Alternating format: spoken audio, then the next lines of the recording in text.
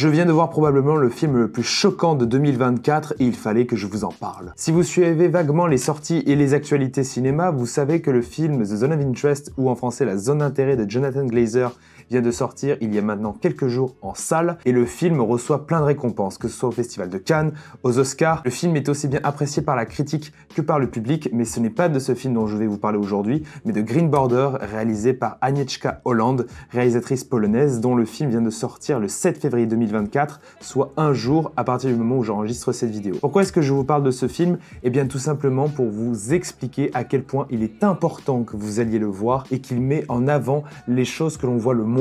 dans un coin reculé de l'Europe de l'Est, un coin entre la Biélorussie et la Pologne, qui est la zone d'exclusion entre ces deux pays. Le film raconte le périple d'une famille de réfugiés syriens qui souhaitent émigrer vers la Suède, mais qui vont se retrouver coincés entre la frontière biélorusse et polonaise. Il est expliqué dans le film que le président de la Biélorussie, Loukachenko, invite ces migrants à rejoindre la Biélorussie pour en réalité s'en servir d'armes contre la Pologne, qui est le territoire voisin, et l'Union européenne de façon générale. En fait, ce qui se passe, c'est que la Pologne, ne souhaitant pas accueillir ou ne pouvant pas accueillir davantage de migrants, elle les renvoie alors vers la Biélorussie, qui seront à leur tour renvoyés vers la Pologne, et cela sera montré dans un festival de violence et une telle viscéralité qu'il est parfois difficile de garder les yeux rivés sur l'écran. Et pourtant, le visionnage de ce film est bel et bien important, car si justement vous avez vu La Zone d'intérêt ou The Zone of Interest de Jonathan Glazer et que vous vous rendez compte à quel point les atrocités commises dans la Seconde Guerre mondiale ont pu être abominables il y a seulement 80 ans, vous vous rendrez compte dans The Green Border qu'elles sont encore réellement d'actualité. Nous sommes peut-être loin de l'époque des chambres à gaz, mais je peux vous assurer que certaines méthodes employées lors de la Seconde Guerre mondiale persistent encore dans des pays